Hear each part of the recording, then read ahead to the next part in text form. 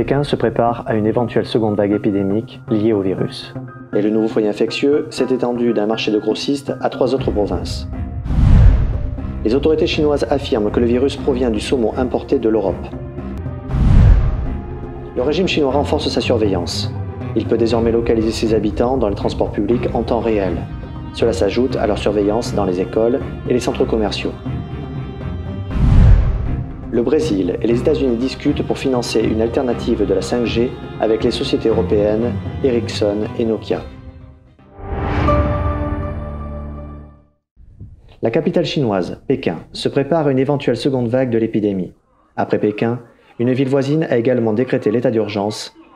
Le nouveau foyer infectieux s'est étendu à 3 provinces.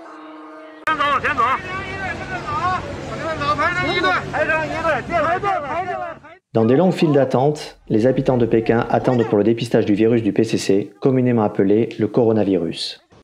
La capitale chinoise est en état d'urgence après l'apparition d'une nouvelle série de cas contaminés sur le plus grand marché de grossistes alimentaires de la ville. 79 nouveaux cas en 4 jours. La plupart fréquentent régulièrement le marché, alors que certains de passage s'y sont rendus il y a environ 2 semaines. Selon les responsables, plus de 200 000 personnes sont venues sur le marché depuis. 10 autres quartiers voisins ont été confinés, ce qui porte à 21 le nombre total de quartiers confinés. Le marché, désormais fermé, n'est qu'à une dizaine de kilomètres du siège gouvernemental central de la Chine, Zhongnanhai. Pékin procède à des dépistages dans les quartiers voisins. Des fonctionnaires frappent à la porte de chaque maison pour vérifier si quelqu'un a fréquenté le marché. Si c'est le cas, les personnes concernées doivent se faire dépister.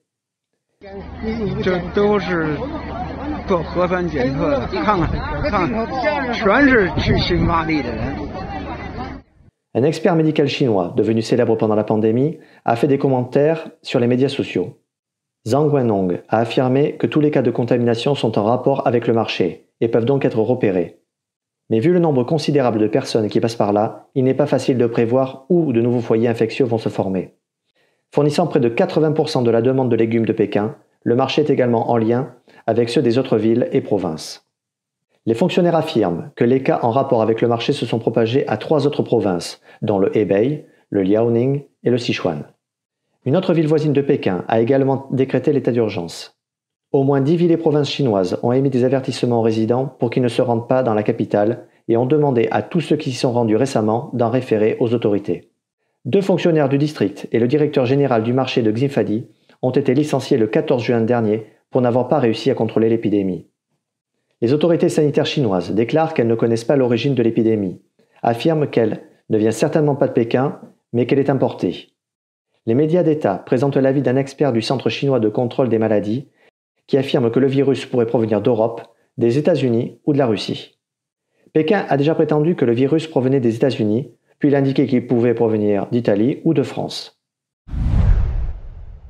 Les autorités affirment que le virus est en rapport avec le saumon. Selon les autorités chinoises, le virus du PCC a été trouvé sur des planches à découper utilisées pour la découpe du saumon importé. Les grands supermarchés de Pékin ont commencé à retirer le saumon de leurs rayons. Certains marchés dans d'autres villes font de même. D'autres espèces de poissons et même certains légumes ont été impactés et sont jetés. 2 grands fournisseurs de saumon au Danemark et en Norvège ont déclaré à Reuters qu'ils ne pouvaient pas envoyer de saumon en Chine parce que le marché est bloqué. Ils ont également noté qu'aucun de leurs employés n'a été testé positif au virus. Il est communément admis qu'il est rare que les poissons soient infectés par le virus du PCC. C'est parce que le virus du PCC provoque une sorte de pneumonie, une maladie qui attaque les poumons, alors que les poissons n'ont pas de poumons. Selon les médias publics chinois, les traces génétiques du virus de l'épidémie de Pékin sur le marché suggèrent qu'il pourrait provenir d'Europe. Keith Neal, professeur d'épidémiologie à la retraite de l'Université britannique de Nottingham, affirme que tout lien avec le saumon est probablement le résultat d'une contamination croisée. Il a expliqué « La Chine a transmis ce virus au monde entier, et il était tout naturel que cela leur revienne. La découverte d'une souche répandue en Europe reflète probablement le retour en Chine de personnes ayant voyagé en Europe. » Certains internautes chinois semblent douter de la version du Parti communiste chinois concernant le saumon importé. Un utilisateur a écrit que les autorités chinoises trompent les gens en leur faisant croire que le virus vient de l'étranger, comme par exemple la Norvège, le Canada, les États-Unis, l'Australie et d'autres pays. Un citoyen dénonce la surveillance de masse en Chine. Le régime chinois surveille déjà les citoyens, partout où ils se trouvent, grâce à la reconnaissance faciale. Mais aujourd'hui, La Chine intensifie sa surveillance déjà massive dans le cadre de la pandémie, au nom de la localisation des porteurs du virus. Les citoyens chinois se rendent compte de la pénétration du réseau dans leur vie quotidienne. Un citoyen chinois a récemment raconté sur les médias sociaux comment les autorités locales l'ont localisé dans un bus en mouvement en utilisant des caméras de surveillance avec une technologie de reconnaissance faciale. Il a écrit « J'étais assis dans un bus quand j'ai manqué un appel du CDC, Centre pour le contrôle et la prévention des maladies. Ils ont ensuite repéré la personne assise à côté de moi grâce à des caméras de surveillance dans le bus et lui ont téléphoné pour lui demander de me prévenir.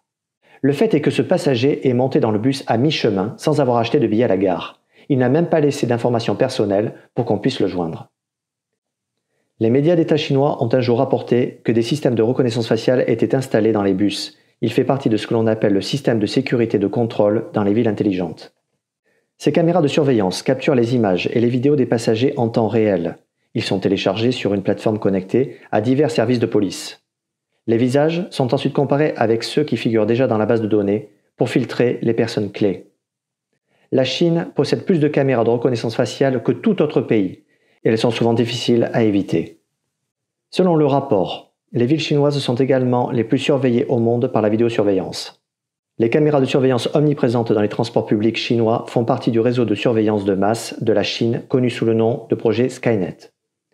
Il relie les caméras de surveillance des rues, des écoles et des centres commerciaux, ainsi que des trains et des bus, dans tout le pays. Grâce à sa vaste base de données de reconnaissance faciale, les autorités sont en mesure de suivre et d'accéder à l'historique des déplacements d'un citoyen et d'identifier rapidement un grand nombre de personnes en transit. Depuis décembre dernier, la Chine a imposé à tous les opérateurs de télécommunications de collecter les scans faciaux des personnes demandant un nouveau numéro de téléphone. Le régime prétend que cette surveillance de masse sert à renforcer la sécurité. Mais les critiques disent que c'est pour que Pékin puisse resserrer son contrôle sur les civils ordinaires dans leur vie quotidienne. 中共所谓这个大数据是它这个建立所谓的这个数字集权的这样一部分。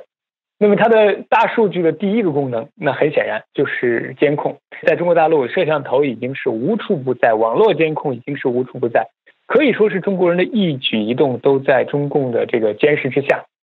Et la Chine exporte sa technologie avancée de reconnaissance faciale et ses outils d'analyse de données vers au moins 38 pays, y compris des gouvernements ayant un mauvais bilan en matière des droits de l'homme, selon un rapport de Freedom House de 2018. Le régime pousse à la domination des télécommunications. Le rapport indique que Pékin fait cela pour améliorer sa propre technologie de surveillance policière et pour aider d'autres autorités répressives à l'étranger. The use of artificial intelligence to track their movements, not just those that are in the concentration camps, but to track the entire Uyghur population using cameras and facial recognition software, which has been developed in China and is now being exported to other countries where you have repressive governments. Selon une analyse compilée par le cabinet de recherche technologique britannique Comparitech, la Chine devrait compter jusqu'à 626 millions de caméras de vidéosurveillance en service d'ici 2020. Sur une population d'environ 1,4 milliard d'habitants, cela signifierait qu'il y aurait une caméra pour 2 personnes. 1300 fournisseurs de produits médicaux chinois en situation de falsification. Une analyse du Wall Street Journal a révélé que plus de 1300 fournisseurs de produits médicaux chinois, qui sont agréés pour vendre des équipements de protection aux États-Unis, utilisaient de fausses adresses en Amérique. L'analyse a révélé, dans un exemple, qu'une entité du Delaware a fourni une fausse adresse et un numéro de téléphone hors service. Tous les fabricants étrangers qui réalisent des équipements médicaux sont tenus d'avoir un représentant aux États-Unis, qui sert de point de contact entre les entreprises étrangères et la FDA, Commission des aliments et des médicaments. D'après une base de données des registres des sociétés, au moins 1300 entreprises chinoises ont inscrit CCTC Service Incorporation comme étant leur représentant aux États-Unis, mais aucune entreprise portant ce nom n'existe aux États-Unis.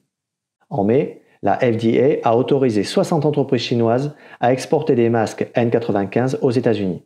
Cette décision a été prise suite à la constatation par l'agence qu'un grand nombre de produits ne répondaient pas aux normes de qualité. Les procureurs fédéraux ont par ailleurs déposé récemment une plainte pénale contre un fabricant chinois. L'entreprise était parmi celles qui ont inscrit CCTC comme représentant américain. L'enquêteur de la FDA a déclaré que puisque ce représentant n'a pas répondu aux emails, il y a des raisons de croire que CCTC est une société fictive. L'entreprise chinoise a refusé de commenter et n'a pas répondu à la plainte déposée. Pompeo et l'Union européenne sur l'évaluation de la Chine. Le secrétaire d'État, Mike Pompeo, a rencontré les ministres des Affaires étrangères des 27 pays de l'Union européenne le 15 juin dernier, au sujet de leur gestion d'Israël, de la Chine et des organisations internationales. Les ministres des Affaires étrangères de l'Union européenne affirment que les deux parties partagent fondamentalement la même évaluation de la Chine, mais leur approche est différente. Ils ont ajouté qu'ils devraient être en mesure de trouver un terrain d'entente pour coopérer. L'Union européenne s'efforce actuellement de parvenir à une position unifiée sur la Chine.